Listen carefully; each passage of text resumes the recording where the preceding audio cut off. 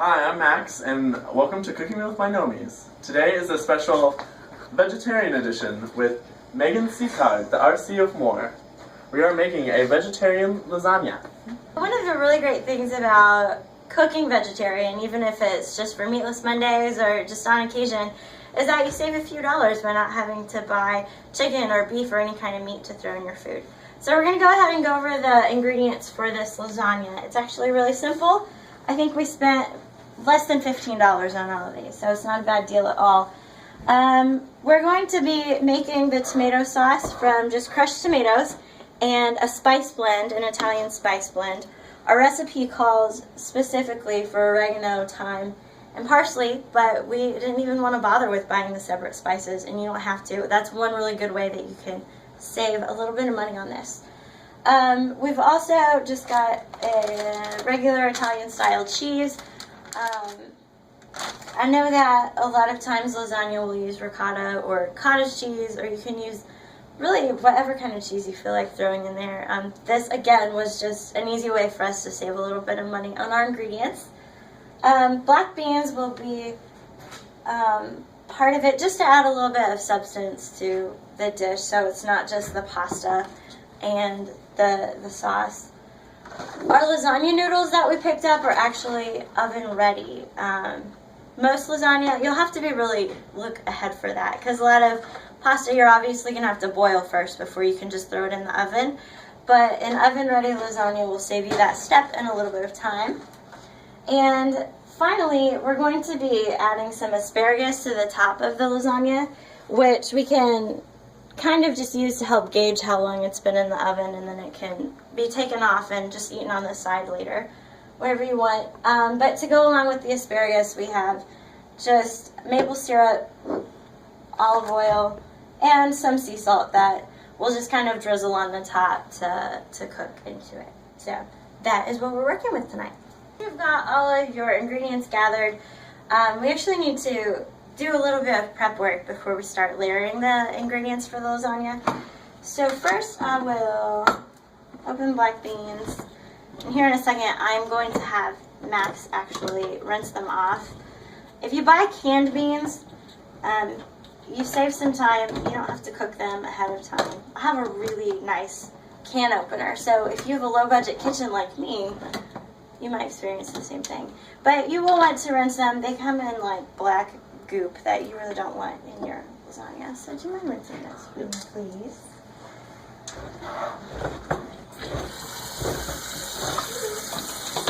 This is really black goop. It is.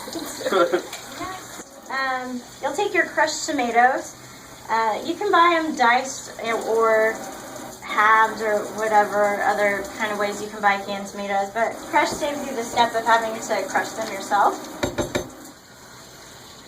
Dump them out in a bowl, and we're going to mix in some of our Italian spices. It's actually pretty simple. I have absolutely no measurements to give you for this, so just estimate. It would be really hard to get too much unless you dumped like the entire spice canister in there. You can always add more.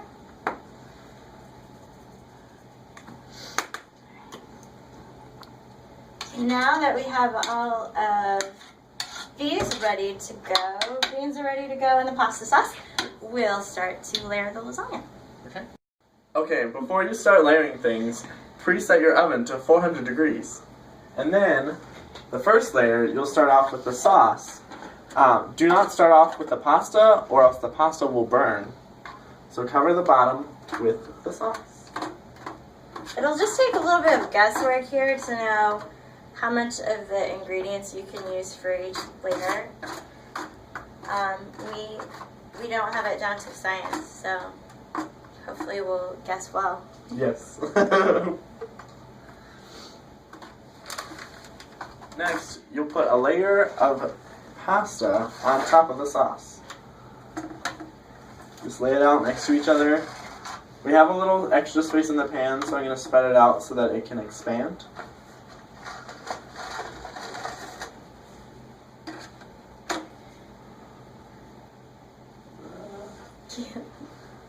It didn't adjust right.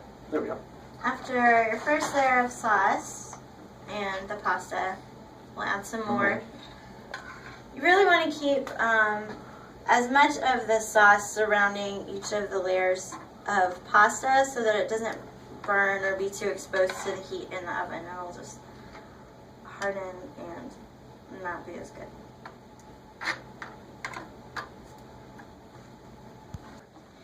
And follow up your next pasta sauce with a layer of cheese.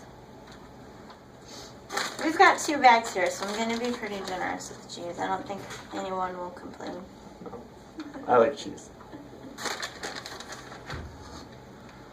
Okay. Then after the cheese, you add a layer of beans.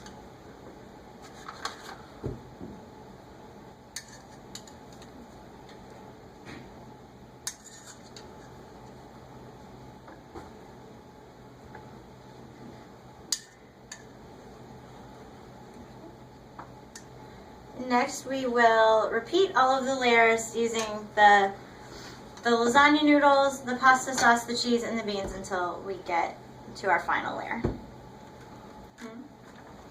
If you like sauce a lot, you might want to add a second can of sauce. Or just a 15-ounce can even. We bought a 28-ounce can, but you could have a little bit more. You could even use a pre-mixed pasta sauce if you want. Our live studio audience is so supportive. Yes, they are. No.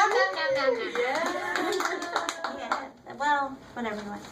For our last layer here, we are going to use as much as the pasta sauce. I don't know, but we went ahead and used all the rest of the beans in the second layer. We're just going to top it off with cheese. That's probably good. And as soon as I get this all on, we're going to go ahead and pop it in the oven. The oven-ready lasagna needs about an hour to bake. Alright, we're ready to go ahead and stick it in the oven while we prepare our asparagus. And to adjust for the oven-ready lasagna noodles as well, I went ahead and turned the oven temperature up to 425. So it'll need about an hour total. We're going to let it go for 10 or 15 minutes while we prepare the last layer. Okay, we're about ready to make the final layer, which is the asparagus. And first I'm going to rinse it, and then Megan is going to make the glaze to go on it. And the glaze has sea salt, maple syrup, and olive oil. So I'm going to rinse away. Make sure you thoroughly rinse everything. That way you get all the dirt off. Also, to prepare your asparagus, you have to cut off the ends. The white part is the part that you want to cut off. Cut off a little on that one. And if you're still We're not... going to pull our lasagna out so that we can add the asparagus to the top. So, let's go ahead, just kind of line them up across the top.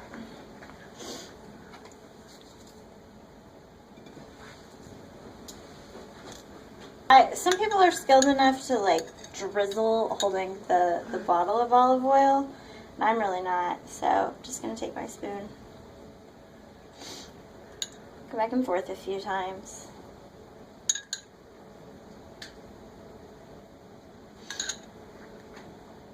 And this again is just that mixture of a little bit of maple syrup because it has a little bit of sugar in it that will kind of caramelize as it's baking, and olive oil and sea salt, and then ones that we have left over we'll just stagger across the top.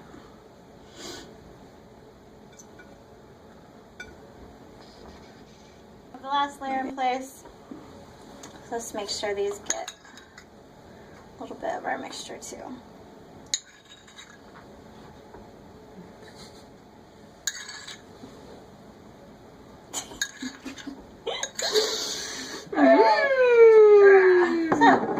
Go back in next year.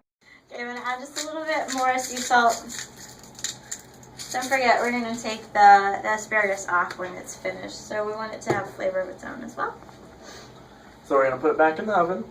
And you're going to put it until the asparagus is done and the pasta is soft with a fork. Mm-hmm. And make sure to be careful and support the bottom of the pan when you put it back. If you're using this sort of pan. Which can be purchased really cheaply at Walmart or a grocery store or whatever.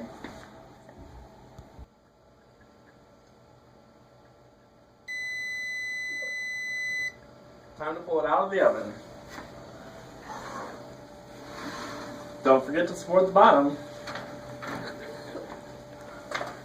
So I put it right in. Yeah, that's perfect. Okay, now we're going to check and make sure that all the noodles are soft. The fork can easily poke through the noodles, so I think we're good. Woo! Ready to now it's time to scoop it out. And so the only suggestion we have is to scoop it from the outside towards the end.